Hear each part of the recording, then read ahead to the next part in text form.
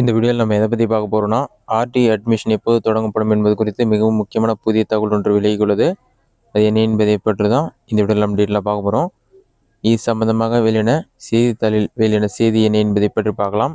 இதில் என்ன சொல்லியிருக்காங்கன்னா, கல்வி உரிமை சட்ட வழக்கு தீர்ப்பு ஒத்திவைப்புன்னு சொல்லி மென்ஷன் பண்ணிட்டு, தேசிய கல்விக் கொள்கையை அமல்படுத்துவது உள்ளிட்ட விவகாரங்கள் தொடர்பாக மத்திய அரசுடன் தமிழக அரசு ஒப்பந்தத்தில் கையெழுத்திடாததால் 25% இடஒதுக்கீட்டில் தனியார் பள்ளிகளில் ஏழை மாணவர்கள் சேர்க்கைக்கான மத்திய அரசு பங்குத்தொகை ஒதுக்கப்படவில்லைன்னு சொல்லிட்டு மத்திய அரசு வழக்கறிஞர் சொல்லியிருக்காங்கன்னு மென்ஷன் பண்ணியிருக்காங்க. இது மட்டும் இல்லாமல் இந்த நியூஸில் இன்னும் டீட்டெயில்ஸ் கொடுத்துருக்காங்கன்னா, மே 23 தமிழகத்தில் கல்வி உரிமை சட்டத்தின் கீழ் தனியார் பள்ளிகளில் 25% ஒதுக்கீட்டின் கீழ் மாணவர் சேர்க்கை தாமதமாவது தொடர்பான வழக்கில் சென்னை உயர்நீதிமன்றம் தேதி குறிப்பிடாமல் தீர்ப்பை ஒத்திவைத்தது.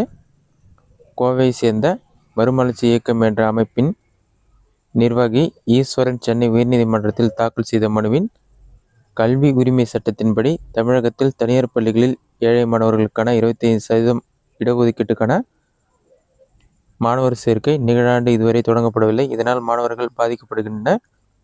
அவர்களின் நலனை கருத்தில் கொண்டு இந்த திட்டத்தின் கீழ் மாணவர் சேர்க்கையை விரைவில் தொடங்க தமிழக அரசுக்கு உத்தரவிட வேண்டும் என கூறியிருந்தார்.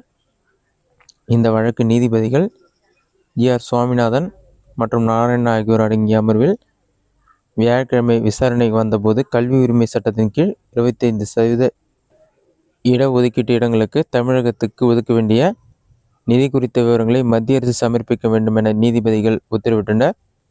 இந்த வழக்கு வெள்ளிக்கிழமை மீண்டும் விசாரணைக்கு வந்தபோது மத்திய அரசின் சார்பில் ஆஜரான கூடுதல் சொலிசிட்டர் ஜெனரல் சுந்தரேசன் தேசிய கல்விக் கொள்கை 2020 அமல்படுவது உள்ளிட்ட விவகாரங்கள் தொடர்பாக மத்திய அரசுடன் தமிழக அரசு புரிந்துணர்வு ஒப்பந்தத்தில் கையெழுத்திடாததால் 25% இடஒதுக்கீட்டில் தனியார் பள்ளிகளில் ஏழை மாணவர்கள் சேர்க்கைக்கான மத்திய அரசு பங்குத்தொகை ஒதுக்கப்படவில்லை. நாடு முழுவதும் பல மாநிலங்கள் ஒப்பந்தத்தில் கையெழுத்திட்டுள்ள நிலையில் தமிழக அரசு மட்டும் கையொப்பமிடவில்லை என குறிப்பிட்டார். அப்போது குறிப்பிட்ட தமிழக அரசின் கூடுதல் தலைமை வழக்கறிஞர் ரவீந்திரன், ஒப்பந்தத்தில் கையெழுத்து விடவில்லை என நிதி தரமாட்டோம் என்பது மத்திய அரசு பெரியனர் மனப்பான்மையை காட்டுகிறது என தெரிவித்தார்.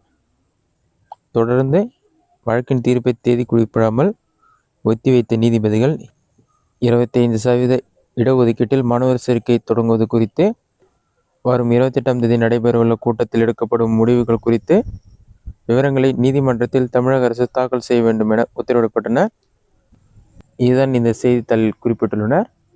வரும் 28ஆம் தேதி பார்த்தீங்கன்னா கட்டாய கல்வி உரிமை சட்டம் குறித்து தமிழ்நாடு அரசு ஆலோசனை நடத்தப்பட உள்ளது.